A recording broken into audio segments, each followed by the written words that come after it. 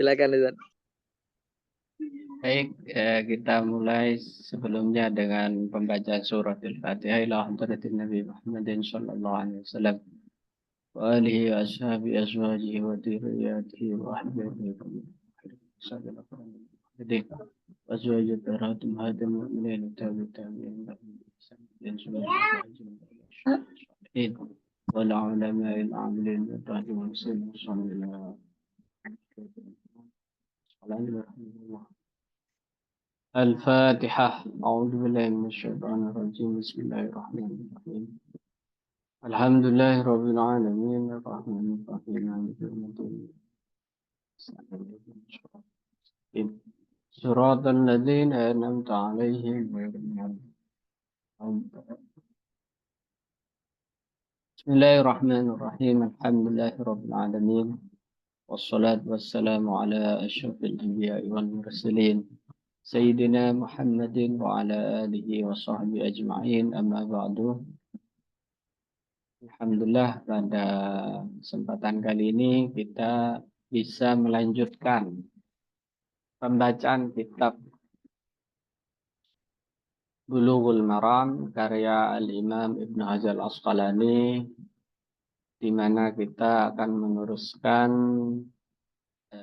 bab tentang sholat, syurutus sholat. Kita nyampe di syarat-syarat sholat dan beberapa hal berkaitan dengan syarat sholat tersebut. Kita sampai di hadis 225 wa bisanadin muttasilin ila Imam Ibnu Hajar Al-Asqalani rahimahullah nafa'ana bihi wa bi'ulumihi fid dharain amin. Wa an Ibnu Umar dan diriwayatkan dari Sayyidina Abdullah bin Umar, salah satu putra Umar, gitu ya. Putranya Khalifah Umar, ya, dan beliau termasuk ulamanya sahabat, dijuluki dengan Al-Abadilah Al-Arba'ah, 4 Abdullah yang terkenal alim di kalangan sahabat. Ada Abdullah bin Umar, Abdullah bin Abbas, Abdullah bin Amr bin As, dan satu lagi Abdullah bin Mas'ud. Ini jadi seperti yang saya sebutkan sebelum-sebelumnya bahwa para sahabat itu tidak satu level dalam keilmuan, ya. Ada yang alim, ada yang banget, ada yang sedang, ada yang cukup. Seperti itu, tapi semuanya harus kita hormati sebagai murid-murid langsung Rasulullah, sebagai mata rantai langsung keilmuan Islam, karena mereka mewarisi ilmu-ilmu Rasulullah, sehingga harus kita hormati semuanya, karena ada jaminan sebuah derajat tinggi di sisi Allah, baik melalui Al-Quran maupun melalui hadis. Dalam Al-Quran itu dikatakan radhiyallahu anhum wa radu'an. Jadi kaum muhajirin, kaum ansar, para sahabat itu radhiyallahu anhum wa radu'an, mendapatkan ridho Allah, dan mereka ridho kepada Allah sebagai Tuhannya. Itu pujian Allah, gitu ya. Belum lagi pujian Rasulullah. Pujian Rasulullah mengatakan ashabi kulluhum udul. Sahabat-sahabatku itu semuanya orang-orang adil. Adil dalam pengertian jauh dari kefasikan. Bagaimanapun mereka langsung ditarbiyah oleh Rasulullah, dididik langsung oleh Rasulullah. Mestinya didikan Rasulullah itu paling sukses mencetak kader-kader, mencetak para manusia unggul seperti itu, ya. Jangan sampai kita seperti orang Syiah yang hanya mau menerima sahabat yang jumlahnya hanya 300 orang, sisanya kita tolak. Dan menuduh sisanya dari 300 itu sebagai orang fasik atau salah atau istilahnya membelot kepada Rasulullah. Ini secara tidak langsung sedang menghina Rasulullah. Karena Rasulullah itu murabbi, seorang pendidik, dan tentunya yang dididik itu berhasil menjadi manusia yang seutuhnya. Kalau yang imannya murni dan selamat hanya 300 orang seperti kata Syiah, berarti Rasulullah gagal. Itu logikanya ke sana. Wa an Ibnu Umar, dan diriwayatkan dari Abdullah bin Umar radhiyallahu taala anhuma qala, beliau berkata, qultu li Bilalin, saya suatu saat bertanya kepada Bilal. Di sini kata para pensyarah hadis ini menunjukkan bahwa bertanya tentang ilmu itu tidak boleh gengsi. Apa sebab? Karena Abdullah bin Umar ini seorang Quraisy, gitu ya, seorang Arab, dan dia tidak gengsi untuk bertanya kepada non-Arab, bahkan bekas budak seperti Sayyidina Bilal bin Rabah. Ini. Jadi ilmu itu tidak akan nyampai kepada kepada dua karakter manusia, mustakbir wa mustahyin, orang yang sombong dan orang yang pemalu. Itu tidak akan dapat ilmu ya, seperti itu. Makanya hadis ini menunjukkan bahwa dulu keilmuan Islam itu berkembang tanpa sekat-sekat rasisme, ya, tanpa sekat-sekat ras. Gak peduli bahwa itu orang Arab, gak peduli apakah itu non-Arab. Selama dia memiliki ilmu, maka dihormati dan dijadikan rujukan. Abu Hanifah misalkan, ya bukan Arab. Sayyidina Abu Hanifah, orang Persia. Yang Arab itu kan Imam Syafi'i, atau gurunya Imam Malik. Tapi banyak sekali ulama-ulama dari non-Arab.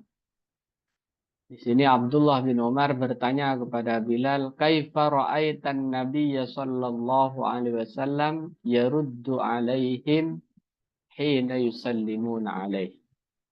Bagaimana kamu melihat Nabi sallallahu alaihi wasallam membalas terhadap para sahabat hina yusallimuna alaih, tatkala mereka berucap salam, wa huwa, sementara Nabi dalam keadaan yusalli.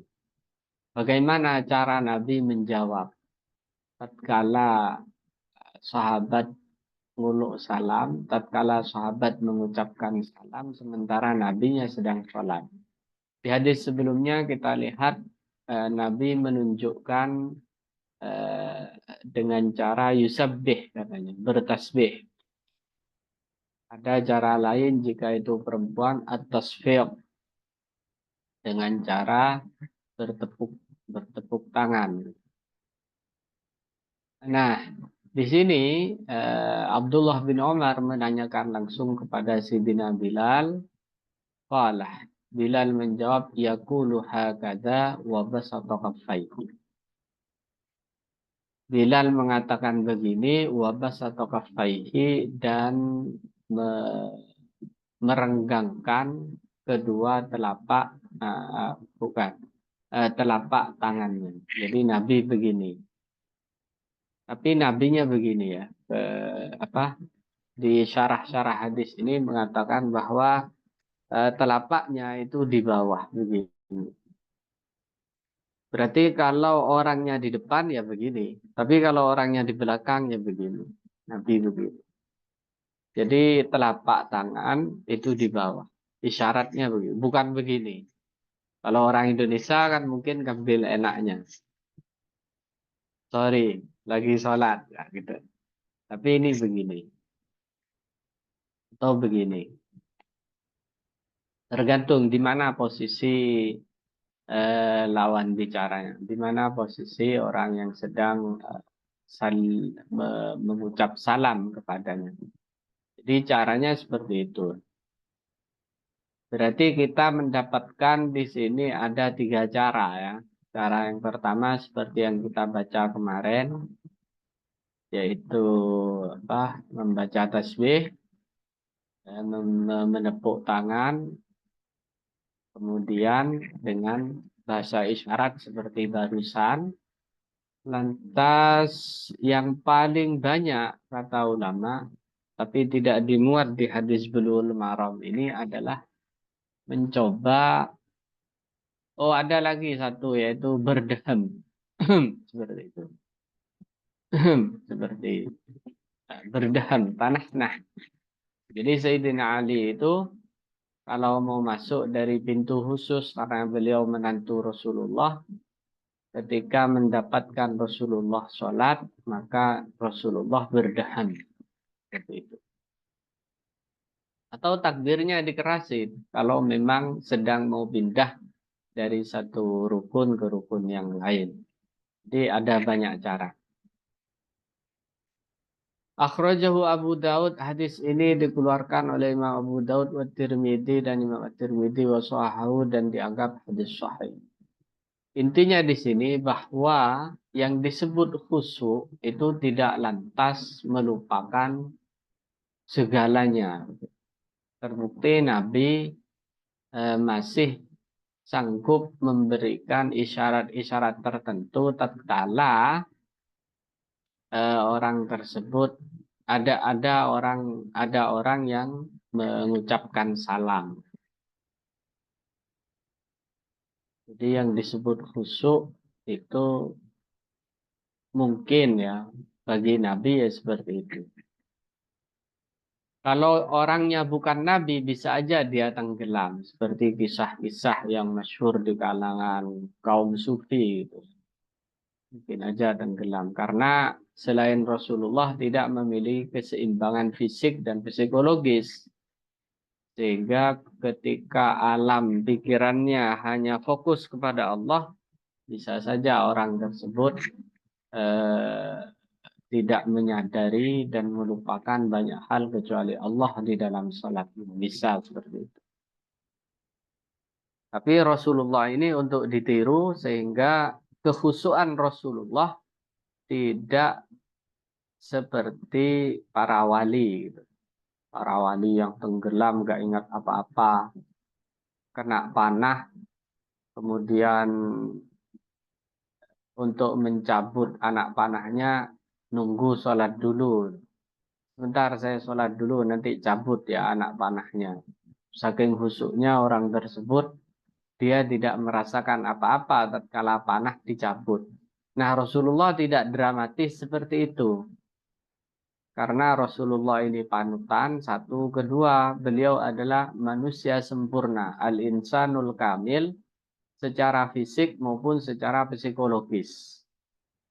Meskipun hatinya khusyuk kepada Allah, tapi beliau secara zahir masih bisa melakukan hal-hal yang seperti diriwayatkan di dalam hadis. Baik, kita lanjut. Wa Nabi Qatadah radhiyallahu taala anhu, dan diriwayatkan dari Abu Qatadah. Qala, beliau berkatakan Rasulullah sallallahu alaihi wasallam. Rasulullah sallallahu alaihi wasallam yusalli. Ada Rasulullah yusalli salat. Wa huwa, adapun Rasul hamilun Umamata binti Zainab. Sedangkan beliau sambil membawa, hamilun itu membawa ya, cucunya Umamah binti Zainab. Jadi Zainab ini adalah putri tertua Nabi yang kemudian menikah dengan sepupunya namanya Abul As binti Khuwailid gitu. Nah, menikah dengan sepupunya, dan sepupunya ini masih belum beriman, belum beriman. Sampai berimannya agak terlambat. Jadi suami dari Zainab, putri Rasulullah, Zainab, Ummi Kulsum, Ruqayyah, Kemudian Sayyidah Fatimah kan seperti itu, putri-putri Nabi.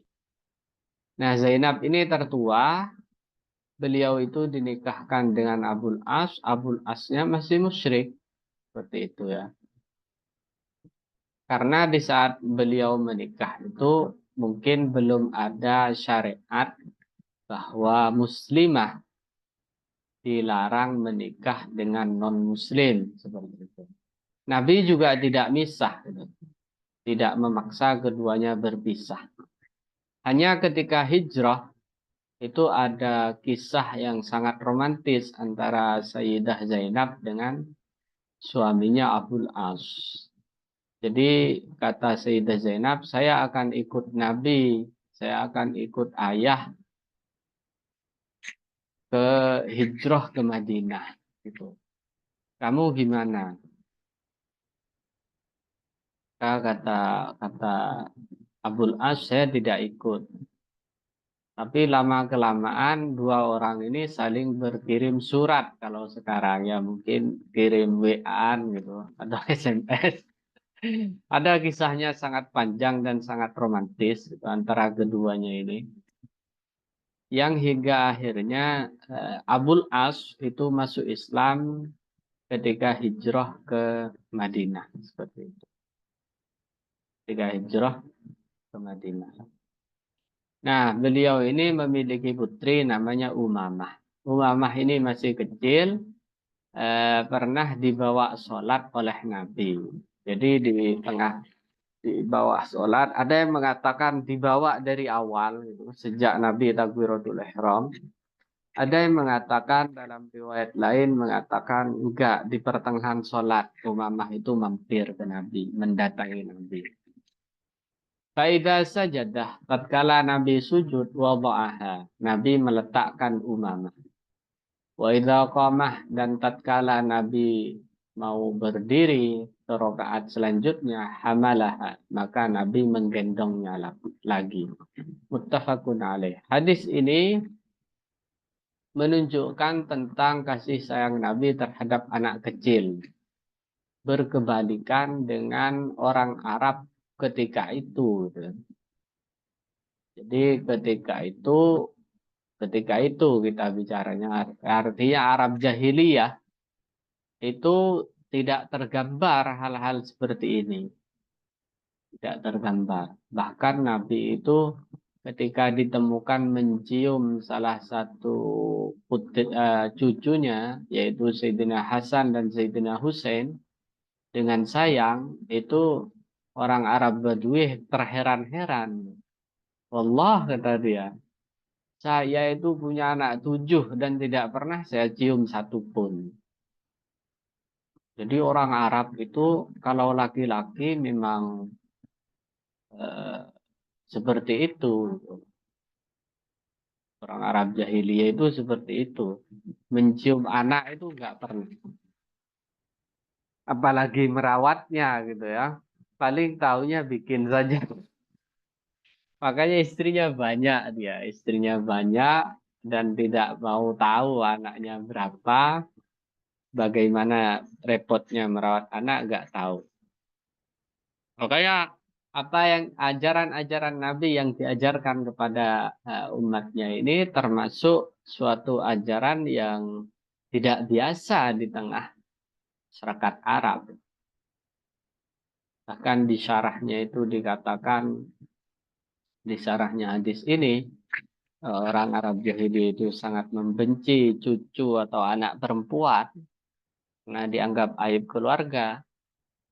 Nah, Nabi mencontohkan yang berbeda. Dan itu menunjukkan tentang rahmahnya, tentang kasih sayang Islam yang diejawantahkan dalam perilaku Rasulullah Shallallahu Alaihi Wasallam. Ini juga dalam mazhab kita Syafi'i dikatakan boleh membawa sesuatu selama tidak membawa najis itu. Jadi umamah di sini berarti dalam keadaan suci. Kalau kita menggendong anak, sementara anak tersebut membawa najis, entah di pakaiannya, entah di popoknya, ya jelas batal seperti itu. Batal. Kecuali kalau tidak bisa disebut hamil. Hamil itu membawa ya. Seperti misalkan dia mampir gitu, kita tahiyat, anak kecil ini mampir dan duduk di depan di pangkuan kita, maka itu sebagian ulama mengatakan tidak membawa itu karena dia mampir, tidak membuatnya batal. Tafaqun alaih. Wali muslimin, dan di riwayat Muslim dalam hadis senada dikatakan wa huwa ya ummun nas fil masjid. Nabi ketika itu sedang ngimami di masjid. Mengimami, jadi Nabi sedang sholat wajib berarti karena menjadi imam di masjid. Di imam di masjid. Ini hadis riwayat Muslim ini juga membantah pendapat yang mengatakan itu bolehnya kalau sholat sunnah saja. Tidak. Dengan hadirnya riwayat Muslim ini, eh, membawa anak itu juga diperbolehkan sebagai bentuk rahmah dan kasih sayang kita pada anak kecil. Karena anak kecil itu penolak bala ya. Anak kecil itu penolak bencana. Jadi ada dalam hadis qudsi itu dikatakan laula syuyuhun rukka wa atfalun rudda wa bahaimun rutta la anzaltu minas sama'i adaban fauqa adab, kalau nggak salah begitu hadisnya. Jadi seandainya bukan karena orang-orang sepuh, orang-orang tua yang rukuk kepadaku, kata Allah, dan seandainya bukan karena anak-anak kecil yang masih netek pada ibunya, dan seandainya bukan karena hewan-hewan yang sedang dikasih pakan di rumput-rumput liar atau di pekarangan, saya akan turunkan azab kepada mereka yang melakukan dosa-dosa. Itu dia, bahwa Allah Subhanahu wa taala itu sangat mengasihani anak-anak kecil.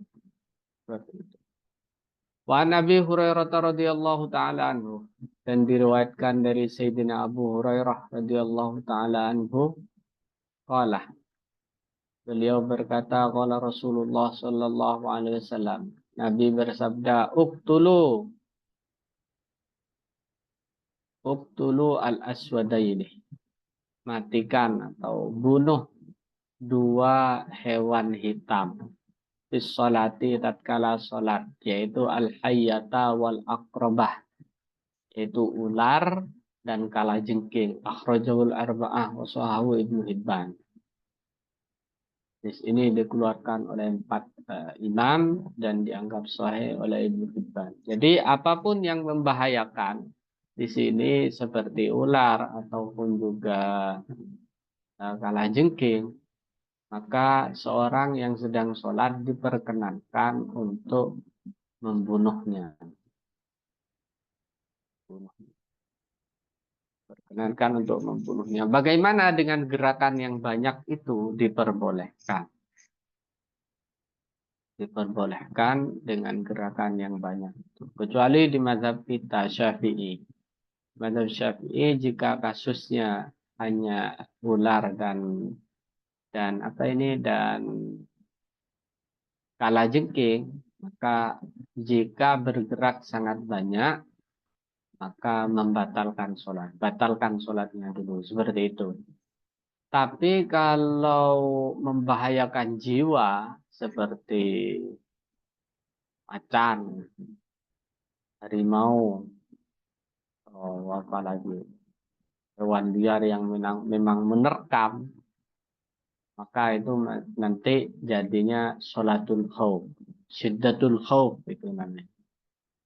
Sholat dalam keadaan genting itu diperbolehkan melarikan diri jauh dulu, ketika sudah aman lanjut sholatnya, boleh seperti itu.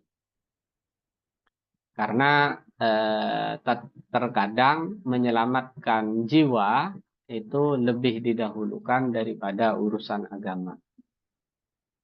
Ini kan dalam peristiwa seperti ini kan ada dua kewajiban. Pertama, dia sedang melakukan wajib yang namanya sholat. Tapi di sisi yang lain dia punya kewajiban eh, melindungi jiwanya. Wala tulku biaidikum ila tahlukah, kata Allah. Jangan kamu sengaja menuju atau membahayakan diri sendiri, itu tidak boleh. Maka bagaimana? Ya harus melarikan diri kalau memang ada macan. Melarikan diri seperti itu. Kalau gempa bagaimana? Sama. Kayak pernah viral itu di media, di medsos, ketika ada kejadian gempa di Lombok, kalau nggak salah, ada seorang imam melalui CCTV di dalam masjidnya, dia nggak bergeming, sementara makmumnya lari semua. Mana yang benar? Dia tetap makmum. Makmum itu yang benar. Harusnya dia melarikan diri. Bagaimanapun khusyuknya.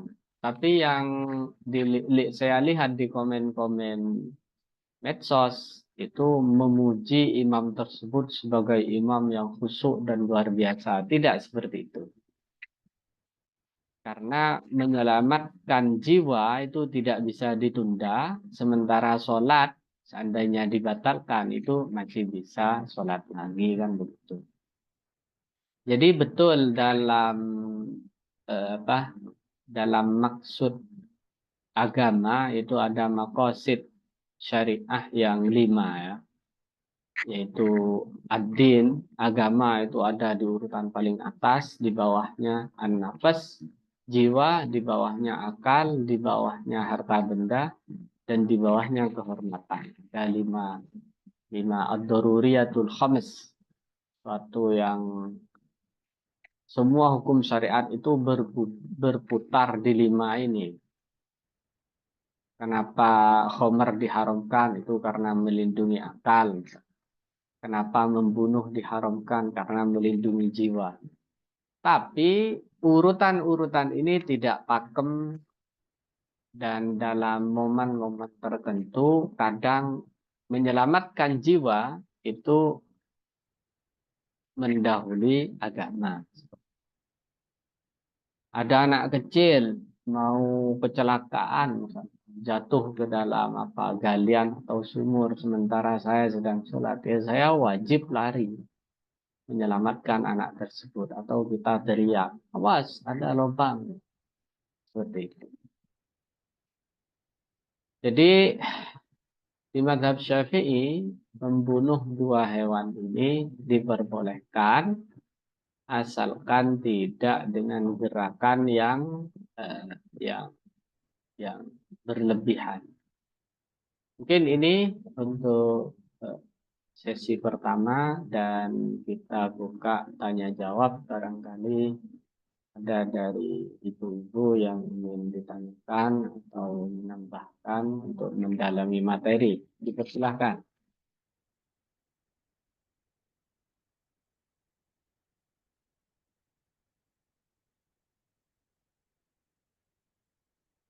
Ada pertanyaan Ustadz itu di chat. Oh ya, kalau sholat sambil menggendong anak yang pakai pampers bagaimana Ustaz? Yang ini ya? Ya, sama pembantu. Iya, seperti yang tadi ya, saya bilang, jika pampersnya dipastikan tidak ada atau baru gitu ya, baru ganti, ya nggak batal karena dianggap nggak bawa najis. Tapi kalau pampersnya udah lama dan kemungkinan anak ini sudah buang air, ya jadinya membawa najis. Tapi banyak pembantu kan Ustaz di zaman dulu. Iya, Rasulullah ya punya pembantu, tapi Rasulullah itu tipenya penyayang terhadap anak-anak. Satu, kedua, meskipun ada pembantu, Rasulullah itu tipenya adalah yubashir nafsahu selama beliau bisa. Tipenya melakukan pekerjaan rumah itu sendiri selama beliau sendiri mampu. Itu tipe Rasulullah. Jadi seorang mulia yang tidak mau merepotkan orang lain. Bahkan seperti yang saya kisahkan dari Sayyidina Anas bin Malik gitu ya. Sejak umur 10 tahun oleh ibundanya, oleh ibunya itu sudah diserahkan ke Rasulullah agar bantu-bantu. Tapi selama 10 tahun dari umur 10 sampai Rasulullah meninggal itu siapa Anas bin Malik itu tidak pernah dimarahi oleh Rasulullah. Jadi beliau bersaksi, khadamtu Rasulullah asyra sinin wa ma ra'aitu qala lima wa kaifah. Saya itu menjadi pembantu Rasulullah selama 10 tahun. Dari mulai umur 10 berarti sampai umur 20. Dan saya tidak pernah mendengar Rasulullah itu mengatakan kepadaku lima wa kaifah. Bagaimana? Kenapa? Itu enggak pernah. Berarti enggak pernah dimarahi Anas bin Malik. Itu kira-kira. Jadi proses Rasulullah menggendong Umamah itu menjadi masuk akal. Ya. Meskipun beliau banyak membantu. Afwan Ustadz, berarti diklarifikasi lagi kalau misalnya kita menggendong bayi yang berpampers, diusahakan si bayi itu kita bersihkan dulu pakai air, habis itu pakaiin pampers baru digendong gitu kan ya. Baru Iya, mulai betul. sholat Allahu Akbar. Jadi dibersihkan dulu Iya. pakai air, pakai pampers, digendong. Ah, Terus benar-benar. Iya, jadi dibersihkan dulu. dan harus pakai air. Biar iya, pakai air kan. Kecuali dia di bawah 2 tahun dan belum mengkonsumsi selain ASI ya. Itu kan nggak harus air yang dalam pengertian dibasuh, dipercikkan pun sudah suci seperti itu. Tapi kalau sudah 6 bulan ke atas dan dia sudah mengkonsumsi MPASI gitu ya, berarti kan artinya kita sebisa mungkin dibasuh dulu dengan air, lalu pakai pampers, baru kita ajak sholat gitu kan ya. Betul. Nah, Itu kan pertanyaan sudah selanjutnya, kalau di tengah-tengah keluar Ustadz, ketika kita menggendong di rokat kedua katakanlah dan kerasa pampersnya tuh menggembung. iya. Nah, itu harus segera diletakkan. Anaknya ditaruh gitu ya. Kemudian sholat kayak gitu. Jadi ditaruh saja Harus gitu, tapi ditaruh. tidak membatalkan Ditaruh ya. sholatnya kan ya Ustadz? Tidak, karena itu asal cepat ya. Maksudnya nggak lama, nggak sampai masuk kategori membawa. Kayak begini itu nanti kasusnya. Kayak kita sholat kemudian ada najis menghinggap. Nah, mungkin ada apa burung yang kecipratan kotorannya burung atau apa. Nah, itu segera langsung disingkirkan gitu ya. Apa kotoran tersebut.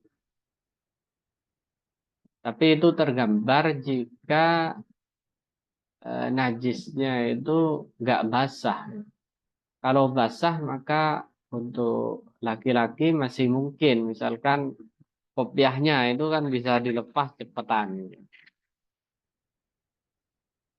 Nah untuk menaruh anak itu kan butuh melakukan gerakan tertentu ya. yaitu dimakfu nanti Ustadz, gerakan komen. tersebut. Itu Ya, anaknya kan pertama satu kalau ditaruh misalnya nangis jadi mengganggu sekitarnya, misalnya jamaah yang lain jadi terganggu sholatnya, tidak khusyuk atau bagaimana karena tangisan si bayi.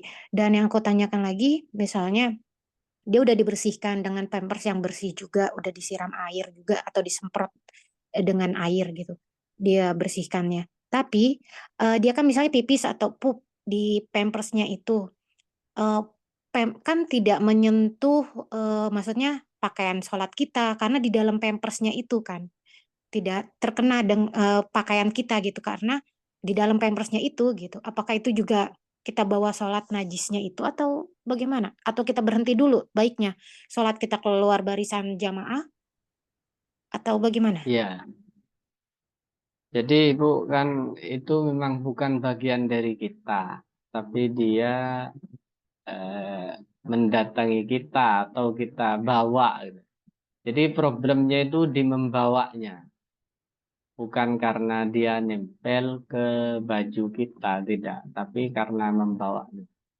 Membawa najis ke dalam sholat, yaitu tidak sah sholatnya. Seperti itu problemnya.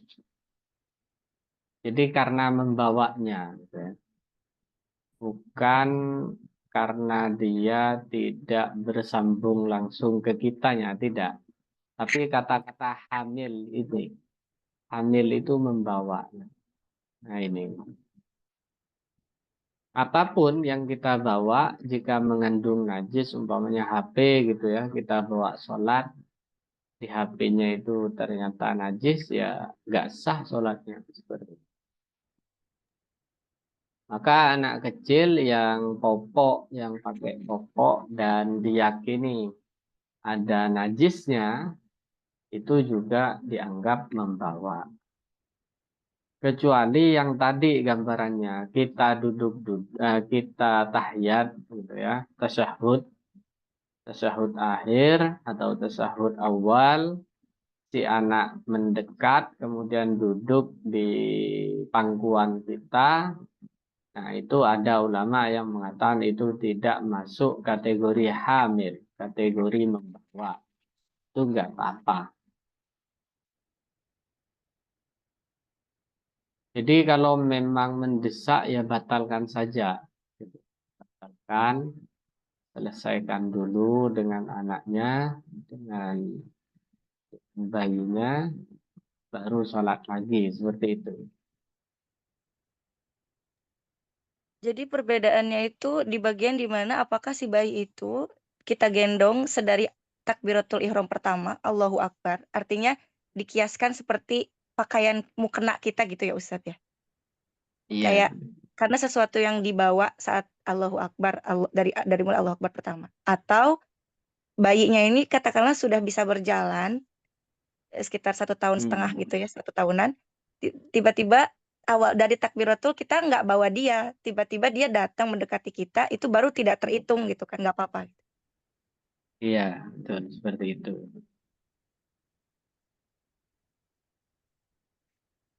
Baik, ada yang lain yang barusan.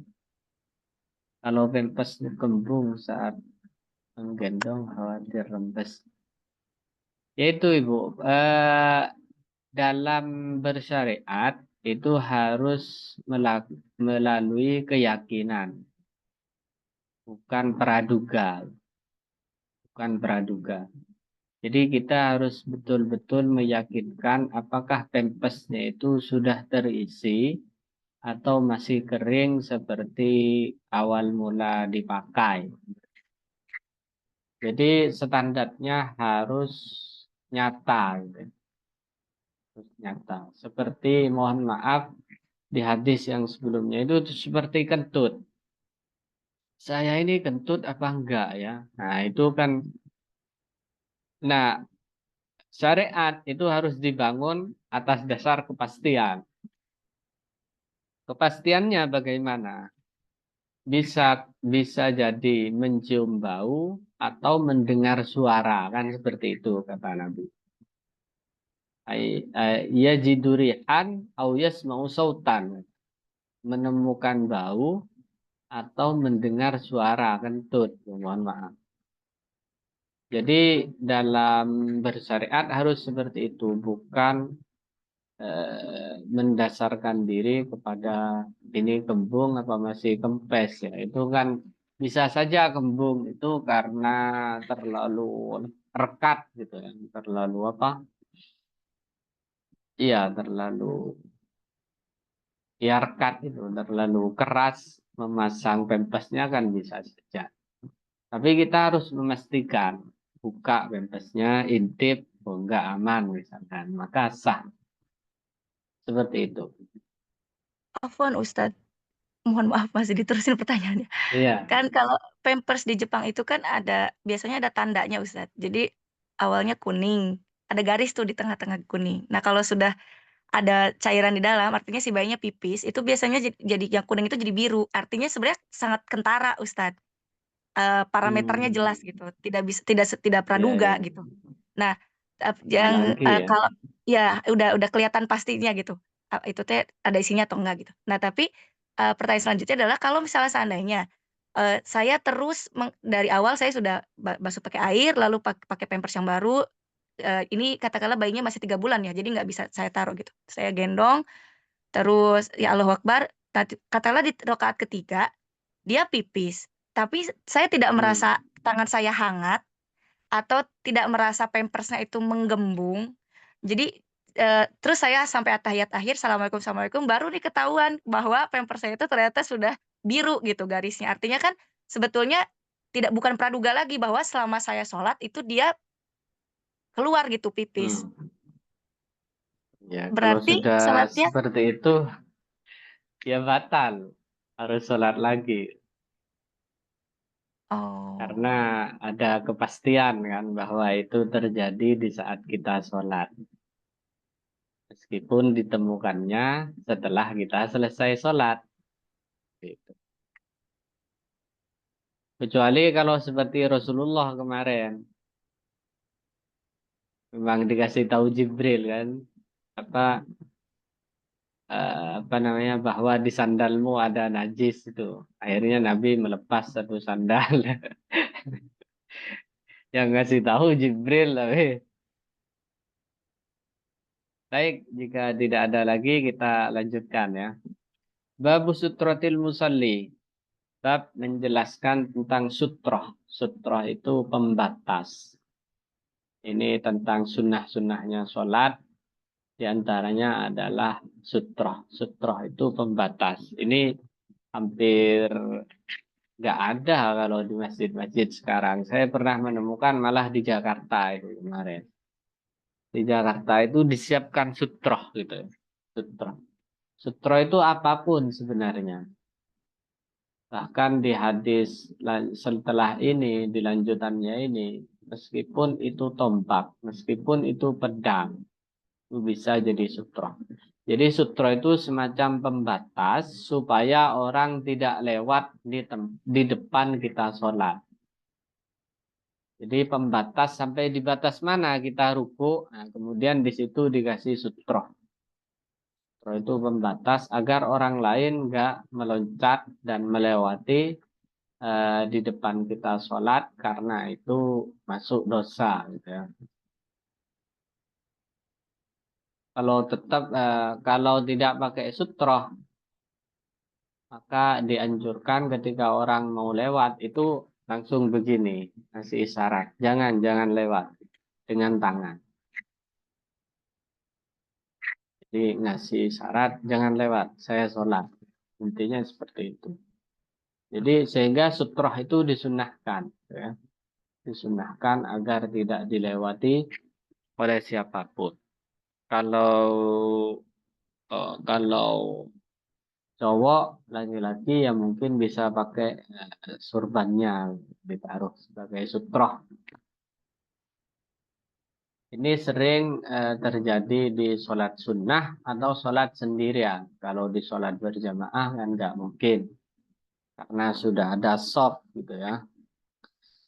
Baik, an Juhaim ibn al-Haris diriwayatkan dari Abi Juhaim, an Abi Juhaim ibn al-Haris diriwayatkan dari sahabat Abu Juhaim ibn al-Haris radhiyallahu anhu qala.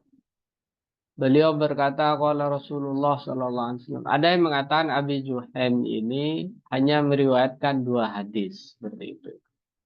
Sehingga namanya sangat-sangat tidak populer. Qala Rasulullah sallallahu alaihi wasallam. Rasulullah bersabda, "Lau ya'lamul maru", seandainya orang yang lewat baina yadil musalli, di antara orang yang sedang sholat, seandainya tahu orang yang lewat di depan orang yang sholat, gitu ya.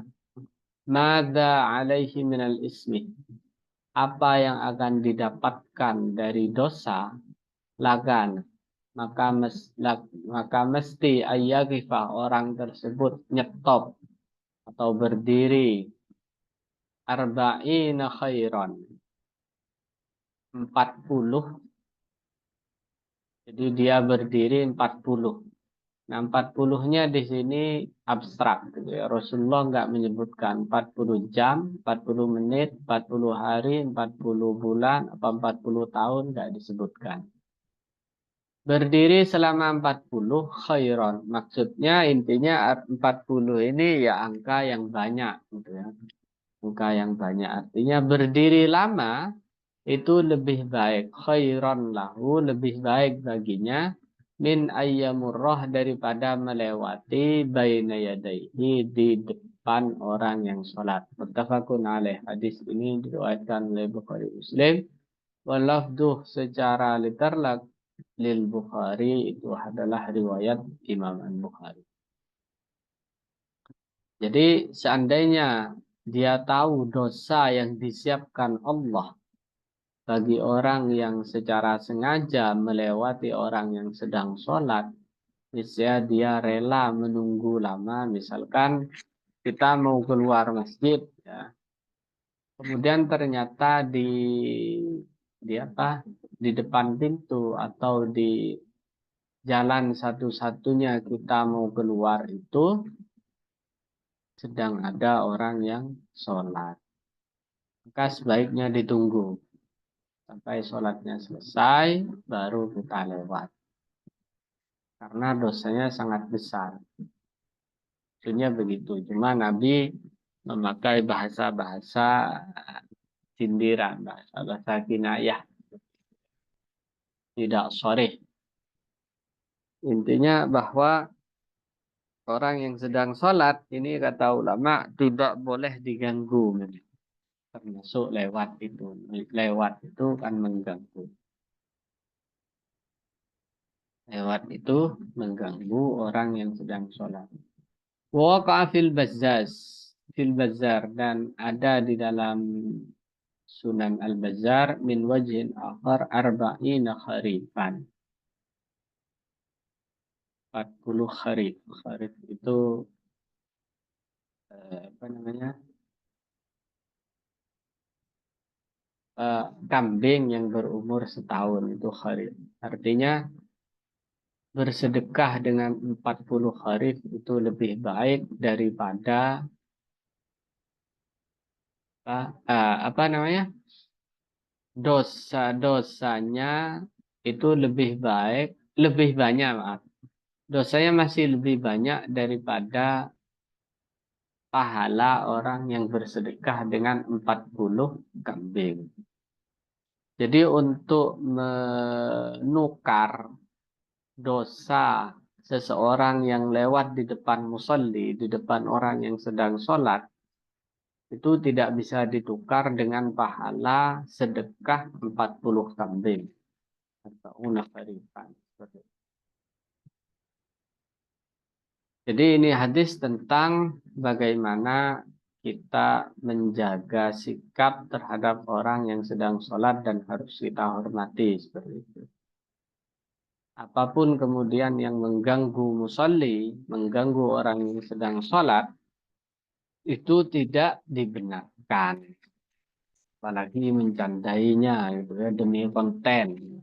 Akhir-akhir ini orang-orang banyak menghalalkan segala cara demi konten, demi lucu-lucuan, mengganggu orang yang sedang sholat dengan cara-cara yang super serem gitu.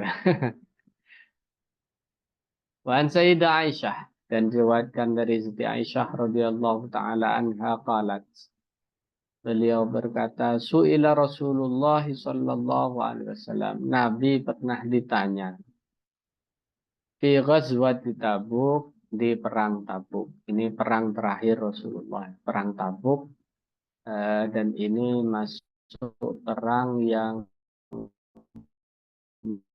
mempertemukan mungkin kontak pertama kaum muslimin dengan Romawi.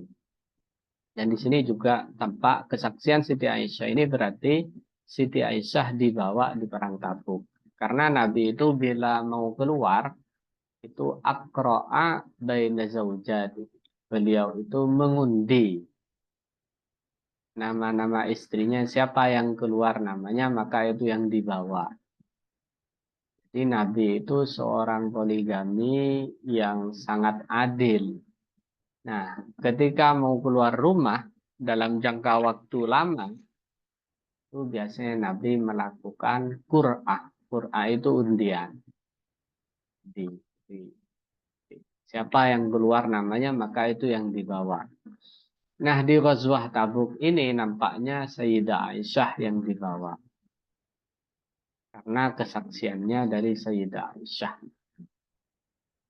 Maka seperti yang saya bilang, memang Sayyidah Aisyah itu seperti kata ulama banyak dikader sebagai ulama perempuan. Jadi Nabi menikahi Siti Aisyah di waktu muda itu tidak semata-mata seperti tuduhan orang Barat bahwa Nabi itu seorang yang pedofil misalnya. Tidak seperti itu. Tapi Nabi itu menikahi Siti Aisyah dalam rangka menyiapkan kader ulama perempuan yang nanti akan mengajari umat ini tentang agamanya. Nah, di Ghazwah Tabuk merupakan perang terakhir Rasulullah ya. Dan ini merupakan kontak pertama antara Bizantium, Romawi Timur ya dulu. Jadi Romawi itu ada dua dulu. Di Jazirah Arab atau Makkah, Hijaz, itu dulu dihimpit oleh dua superpower, Persia dan Romawi. Persia itu Irak, Iran, terus sampai ke Afghanistan, Tajikistan, seperti itu. Itu dulu ada di bawah Imperium Persia. Sementara di sini, di Suriah, Damaskus itu, sampai ke Turki, itu namanya Romawi. Dengan ibu kotanya Konstantinopel, yang nantinya ditaklukkan oleh siapa? Ahmad Al-Fatih gitu ya. Jadi Konstantinopel itu memiliki benteng yang sangat kokoh dan puluhan tahun tidak pernah bisa ditembus oleh orang Islam di Turki sana. Itu nanti takluknya di masa Ahmad Al-Fatih. Nah, dulu Romawi dengan agama Kristennya itu menguasai sampai ke Damaskus, Suriah. Ke Suriah sekarang. Nah, itu pernah terjadi kontak di perang Tabuk dengan Rasulullah. Itu kontak pertama dengan Bizantium. Dan dengan perang Tabuk itulah orang-orang Romawi mulai memperhitungkan Islam, memperhitungkan Rasulullah. Oh, ternyata ini bukan sekedar kekuatan yang tidak bisa diperhitungkan. Jadi waktu itu disebutkan di sejarah kaum muslimin tentaranya berjumlah 3.000, sementara orang Bizantium Romawi itu berjumlah 4.000. Tapi ini nggak sampai kontak senjata karena orang-orang Romawi lari. Karena di antara mukjizatnya Nabi adalah nusirtu birru'bi masirata syahr. Mukjizatnya Nabi itu saya itu ditolong oleh Allah dengan rasa takut pada diri musuh itu perjalanan sebulan. Jadi Rasulullah masih jauh banget sekitar perjalanan sebulan itu musuh udah deg-deg. Nah, itu diantara mukjizatnya Rasulullah.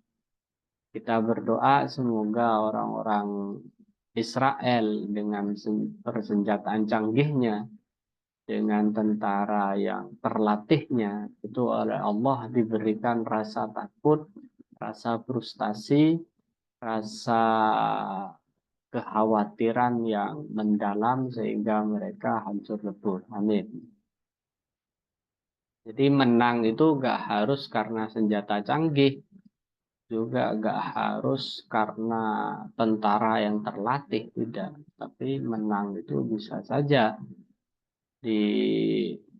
karena faktor-faktor barusan, karena faktor psikis.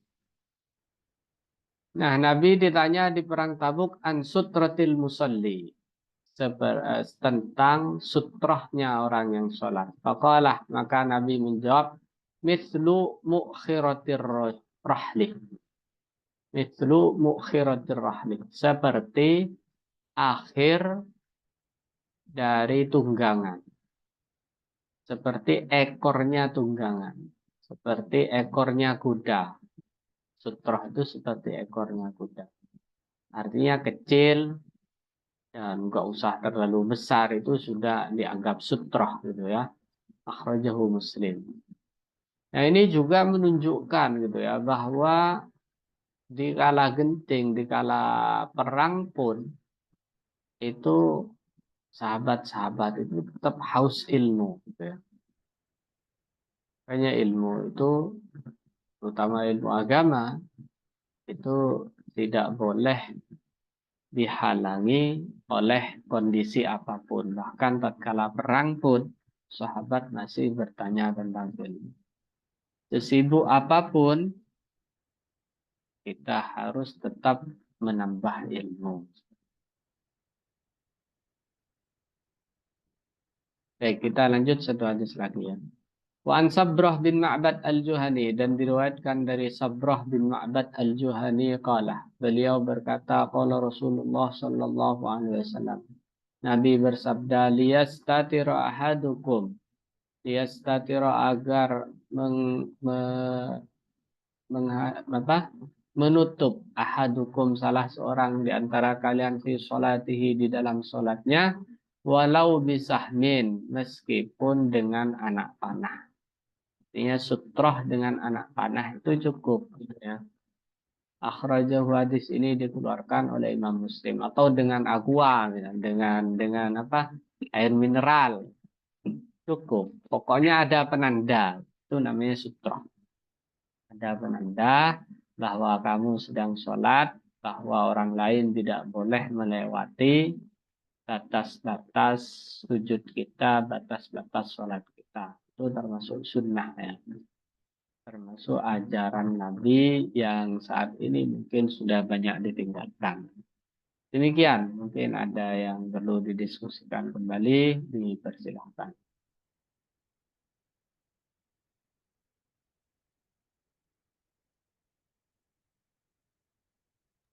Afwan Ustadz, tadi disebutkan tidak ya, tinggi minimal dari sutro itu kalau tidak salah 1 hasta ya? Apa? Ya, Dari ujung jari ya sampai itu siku. belum saya sebutkan, dan itu mungkin adalah masuk ijtihadnya ulama. Terus tingginya seperti apa?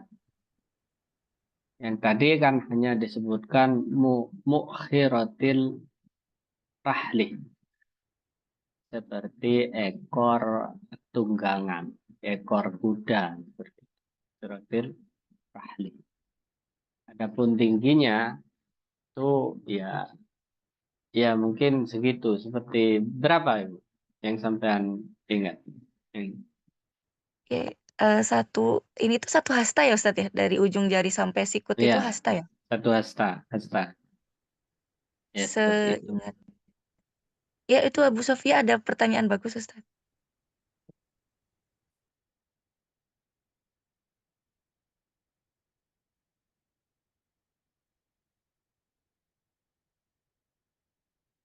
Ya, apakah sajadah itu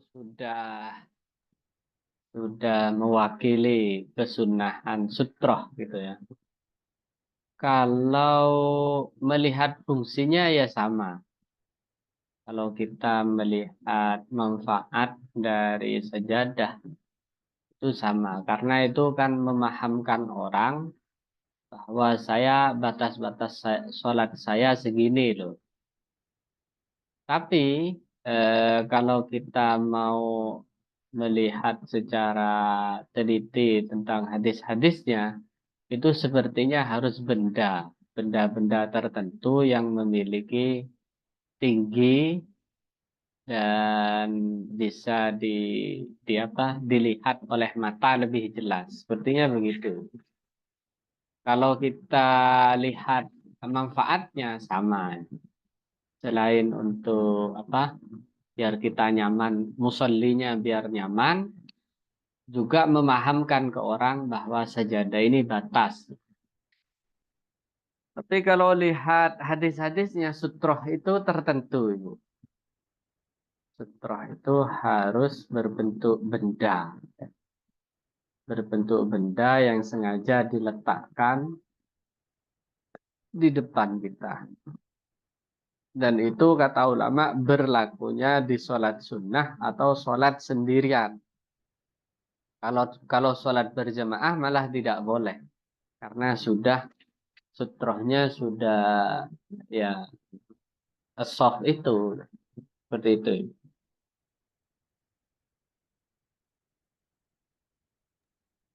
Berarti yang sutroh yang Ustadz lihat di salah satu masjid di Jakarta itu artinya sutroh-sutroh yang disediakan oleh DKM yang dipakai untuk orang-orang yang sholat sunnah gitu. Betul. Jadi eh, apa? Iya, panitia masjidnya emang yang nyiapin di yang saya lihat di Jakarta. Ketika sholat berjamaah, yaitu dipinggirin semua. Dipinggirin semua. Nanti ada beberapa orang yang mau sholat sunnah, diambil lagi kayak gitu.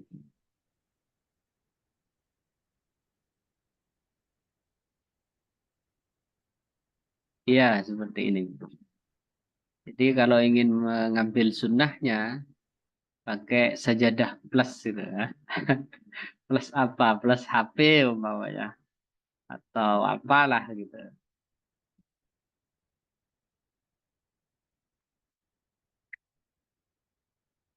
Baik, ada yang lain?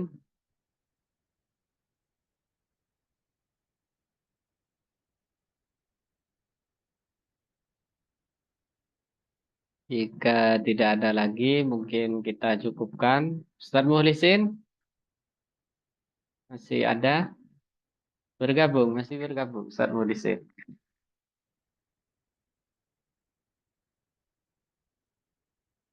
Ustadz itu di grup, di chat masih ada pertanyaan. Oh iya, mau minta saran. Gini, Bu, dosanya sebenarnya bukan dosa besar ya gitu ya. Sesuatu yang sunnah biasanya apa berbanding lurus dengan dosa yang bukan dosa besar seperti itu. Makanya Nabi kan tidak mematok dosanya kan di sini kan. Hanya dibilang dengan bahasa-bahasa isyarat.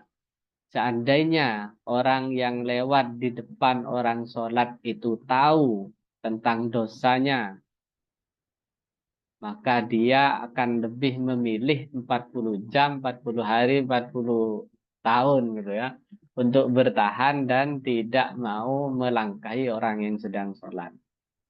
Jadi seperti itu. Ya mungkin dengan cara-cara yang halus. Misalkan, hei nak, kalau ada orang sedang sholat, jangan lewat di depannya, tidak boleh dengan bahasa-bahasa ibu lah. Bahasa-bahasa mama itu kan lebih dimengerti. Ternyata tetap bercanda gitu. Ya, mungkin nanti bisa pakai bahasa isyarat seperti begini. Misalkan si anak mau lewat ya kita ngasih isyarat begini gitu caranya. Kok tetap diterabas? Ya nggak masalah sih. Namanya juga anak kecil gitu kan. Dan ibu sudah melakukan kewajibannya memberitahu. Ya jangan terlalu garang juga. Bagaimana kalau misalkan orang dewasa tetap maksa kemudian kita apa namanya kita jegal gitu ya, kita hantam sekalian. Boleh malahan gitu. Ada kalau kita mau keras-kerasan itu ada ulama suruh ngantem malahan kalau memang dia keras kepala tetap mau lewat. Maka kalau anak kecil ya kita maklumi saja lah. Juga anak kecil kan belum berdosa dan belum mengerti juga. Kewajiban kita sebagai orang tua memberitahu dengan halus. Adapun kemudian dia lupa dengan pemberitahuan kita itu kan anak kecil banget manusiawi.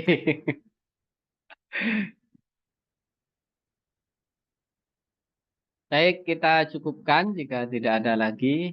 Eh, Dan mudah-mudahan kita bisa berjumpa lagi di minggu depan.